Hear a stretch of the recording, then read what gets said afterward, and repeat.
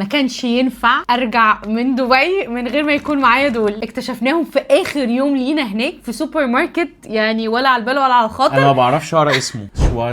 شواز ماشي. انا معدي من جنب الثلاجه بتاعه المجمدات طبعا، يعني اكيد مش هشتري حاجه مجمده يعني واحنا في دبي، فلقيت كلمه بولدك كده كبيره، واكتشفت ان بولدك عاملين دامبلينجز بطعمين، بولدك دامبلينجز كيمتشي، والتاني هوت تشيكن فليفر رامن او الاوريجينال اللي احنا بنموت فيه، بس بقى المره دي مكتوب عليه فايري سبايسي. لقينا مكتوب عليه نيو، فطبعا لازم نكون اول ناس تجربوه. يلا بينا. لا طبعا مش يلا بينا.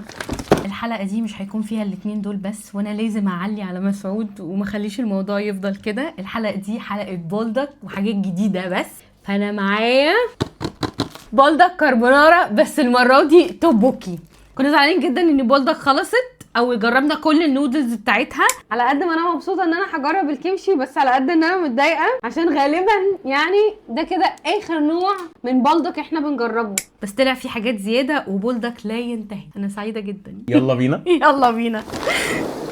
ما ينفعش نعمل الدامبلينج كده عادي في طاسه عاديه، بس والله لا، دي جايبينها قبل ما نعرف ان في دامبلينج عشان ما اتعوقش قوي كده واقول ان انا جايباها مخصوص عشان الدامبلينج، لان الدامبلينج احنا جايبينها قبل ما نسافر بساعتين تقريبا. يعني في خدنا اخر الدامبلينج وطلعنا على الطياره. بالظبط، حطيتها في شنطه داوود، فاحنا جبنا ده. عايزه بقى اوريكم ايه ده.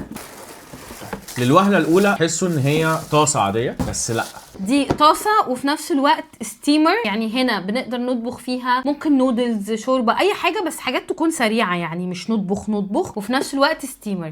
بصوا دي اهي، هنحطها كده وتحطوا الحاجات اللي عايزين تعملوا لها ستيم، والميه تحت. حط دي كده والغطا بتاعها. انت ما ركبتهاش ليه؟ ما بتفكش، عايزه انفك. فوقيها اهو. في حاجه مهمه جدا ما قلتهاش. ايه هي؟ ان هي اصلا بتشتغل بالكهرباء. ايوه بتشتغل بالكهرباء. يعني دي مش محتاجه تتحط على البوتاجاز، هي بوتاجاز كده في نفسها. اهو، ما لو طالعه بالسلك تبقى بالكهرباء. اصلا دي اغرب فيشه شفتها في حياتي. الفيشه بتاعتها غريبه قوي. بص عامله ازاي. الفيشه بتاعتها بتتركب كده هنا، وبعدين بقى تتحط في الكهرباء، والغطا بتاعها ركب اهو. حطها كده وبقت جاهزه ان هي تشتغل. فيها درجتين حراره. بس في حاجه مهمه جدا احنا ما سالناش عليها، وهنحاول بقى نفك اللوغاريتمات الصينيه دي عشان نعرف هي دي بتتغسل ازاي. صح. فلو حد يعرف تتغسل ازاي قولوا لنا، بس غالبا هنكون غسلناها قبل ما انتوا تردوا. إيه دي بتتمسح؟ دي بتتشال مثلا؟ لا ما بتتشالش اعتقد. لا بوظها بس لا بوظها. هي هنا تحسوها كده ايه زي تيفال يعني، فيها هنا 2 ستيجز بس مكتوبين بالصيني. هو عامة ده سوبر ماركت اصلا صيني بس موجود في البرشا كده. في حاجات صيني بس احنا جبنا منه دي، وجبنا منه حاجات تانية بس هنوريها لكم في فيديو تاني لوحدها. نروح بقى للدمبلينجز. يلا بينا. احنا غسلناها، انا سبت فيها شوية مية علشان مشغلاها، لان ما ينفعش خالص تشتغل وما فيهاش حاجة. هزود مية شوية. نحط بقى دي هنا كده على ما المية تغلي. يلا نفتحها ونشوفها. هي مكتوب عليها جاينت دمبلينج، يعني هي المفروض ان هي دمبلينجز كبيرة. الريحة دي ريحتها ايه بقى؟ هوت تشيكن فليفر رامن. بس هي طبعا كراكد شويه. خلينا اطلعها واوريها لكم. اوكي، ده مش هيأثر على الطعم يعني. لا هي طبعا اتكسرت كلها. طبعا هي اتكسرت يعني. دول اللي انا عرفت اطلعهم كده سلام، لان هم لسه ماسكين في بعضهم. بس هو ده شكل الدمبلينج، شكلها كبير. ريحه الصوص بتاع الهوت تشيكن فليفر رامن مش طبيعي كتير. طالع كده. عارفين ليها طرق كتير قوي علشان تتعمل بيها. هنعمل لها ستير فراي وهنعمل لها ستيم. نفتح بقى ونشوف الكيمشي. يا رب يكون حظها احسن من اختها وربنا يستر. فتحتها من الناحيه دي، فانا افتحها من الناحيه دي عشان يمكن حظها يبقى حلو. ممكن. ايه ده صح. والفتح والله من هنا بص اسهل ازاي. شفت؟ حسيها احسن من اختها عشان انا اللي فتحتها. شكلها حلو قوي طبعا وهي مقفوله، وحجمها يعتبر كبير برضو. بصوا قد ايه. يلا بينا نرجع تاني الستيمر. هنحط بقى الدمبلينج اللي بالكيمشي. انت تعرفيهم هم منين؟ هنحط 2 و2 3. احط 3. يلا ها نغطي. كان مكتوب نعمل لها ستيم 6 دقايق صح؟ اوكي. وعقبال ما يعدوا ال6 دقايق بتوع الستيم هنعمل الستير فراي. نقطة زيت. ريحتها ريحة النودلز بس في 2 أو 3. واضح انها هتطلع حراقة جامد. ربنا يستر. اول واحدة. ايوه سمعني الصوت ده. اخر واحدة هوت تشيكن فليفر رامن. بصي شكلها بعد ما خلصت حلو ازاي. وعلى ما الدمبلينج يتعمل لها ستير فراي عشان ندوق كله مره واحده، هنجرب التوبوكي. معاها كيس صوص وكيس توبوكي شكله كبير، يعني شكله اكبر من اي توبوكي جربناه قبل كده. والباودر. طريقه العمل: هنفتح كيس التوبوكي، والله العظيم دول حتى الكوريين كاتبين عليه ليس للاكل، دو نوت ايت. يا جماعه محدش ياكل البتاع ده. نحط التوبوكي، الباودر لا مش دلوقتي، هنحط الصوص شكله قليل مش كتير عندنا. اتكبوا برضو. قلتلك بلاش، قلتلك سيبيلي التوبوكي. ميه مغليه لحد العلامه. هنمايكرويفت على 1000 واط دقيقتين و30 ثانيه، ولو 700 واط 3 دقايق و30 ثانيه. انا نحطها دقيقتين و30 ثانيه في الميكرويف. الحمد لله على السلامه. وريني. باودر شكله كتير، هي شكل التوبوكي باودر اكتر من الصوص. شكرا، انت ما قطعتش حاجه. انا عارف، انا لازم اقطعها على مرحلتين. هما بيتضايقوا قوي على فكره ان انا بفتح الحاجه وبكسر الحاجه، هو بيخليني اعمل الحاجه. الله متضايقين قوي يعني، ما تسيبيه هو. لا ما سيبوش. واو بتتقل خالص واللون اختلف وكل حاجه كده. البولدك كاربونارا توبوكي جاهزه. ستير فرايد بولدك دامبلينجز والستيم بولدك دامبلينجز جاهزه. طبقك وطبقي هندوق ايه الاول؟ الستيمد. بصوا شكلها حلو ازاي. في هاك كده في الدامبلينجز بالذات، لو ما تعرفوش تستخدموا شوب ستيكس ممكن تغرزوها كده وتطلع كده. حراقه قوي، حراقه قوي ومحشيه حاجات كتير قوي قوي. فيها جلاس نودلز وفيها بصل وفيها خضره، فيها كيمشي. حلوه قوي، حلوه مختلفه. الدامبلينجز نفسها بقى العجينه سوفت كده وفي نفس الوقت بتمط. هوت تشيكن فليفر رامن دامبلينج.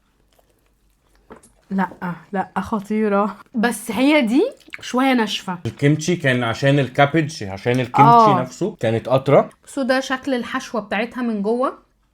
نجرب الستير فرايد. اوكي. طبعا الستير فرايد بتخلي كده فيه كراست بره برضو، بيدي طعم لطيف قوي. فهنشوف بقى انه احلى، دي ولا دي. انا طلعت لي كيمتشي، طلعت لي اوريجينال. حلوه قوي قوي قوي الستير فرايد دي. انا مستنيكي بقى تقولي رايك في الاوريجينال ستير فرايد، علشان انا عارف انت هتقولي ايه بالظبط.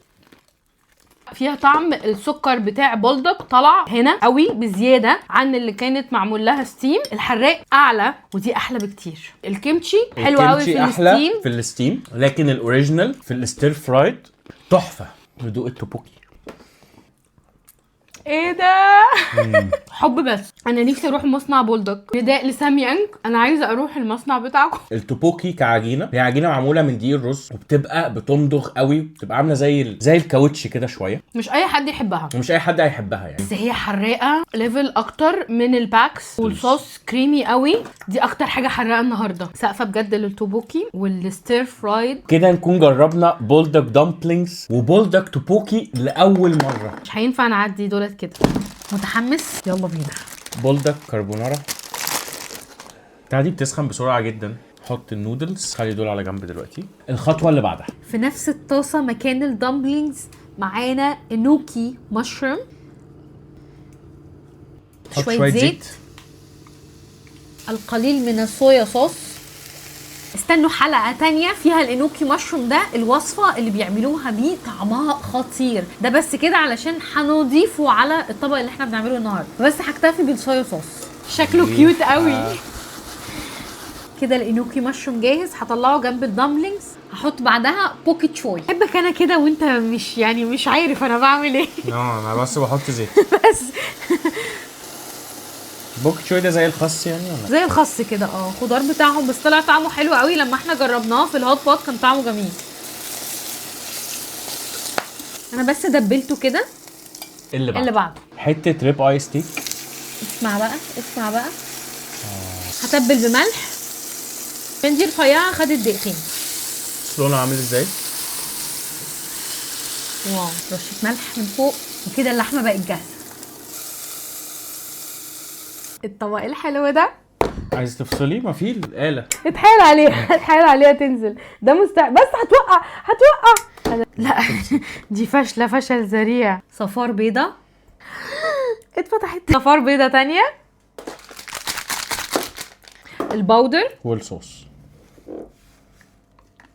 وانا هزود شويه صوص من عندي، ونقلب بقى كل ده مع بعض. ناخد بقى من ميه النودلز اللي بتغلي دي عشان نسوي صفار البيت. قلب بقى، انا هضيف الميه وانت قلب. يلا.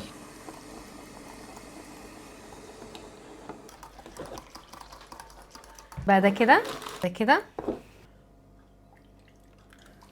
النودلز بتاعتك، النودلز بتاعتي ستير فرايد دامبلينجز، والستيمد دامبلينجز، انوكي مشروم، البوكي تشوي، طبعا الكربونارا توبوكي بنحطه تحت بس انا عايزاه فوق عشان يبقى باين كده ان هي فيها توبوكي، الستيك، واخر حاجه التشيلي اويل. هفتحه. ده رشحه لنا حد صيني من وي مارت، قال لنا ده حلو قوي وده مشهور قوي عندهم. اخر حاجه رشه من التشيلي اويل، واخر حاجه فعلا بصل اخضر. شكله خطير. يلا بيس اوف ارت. انا مبسوطه بنفسي. معايز ايه؟ معلقه. اتفضل معلقه وشوب ستيكس الاتنين. دي معلقه الرامن. واو زي ما بشوفها بالظبط، شكلها خطير. في مضغه كده خطيره. انا عايزه بقى ادوق السوب، مش قادره بصراحه. قد ايه كريمي، مش سبايسي خالص، ده حتى بالصوص اللي انا زودته. عايزه ادوق الدمبلينج الستيم بعد ما نزلت في الشوربه دي. يلا. خد شوربه، حطها في المعلقه صح كده. اللحمه توبوكي، ميكس فليفرز وتكستشرز يعني طبق ايه ده فيه. خطير خطير خطير خطير. التشيلي كريسب ده طعمه كده وريحته في الاول غريبه شويه، بعد كده بيدي طعم حلو قوي. كده نكون عملنا اجمد كربونارا رامن. لو عجبكم الفيديو ما تنسوش تعملوا لايك وفولو وشوفوا الجزء اللي فات، ونشوفكم الفيديو اللي جاي.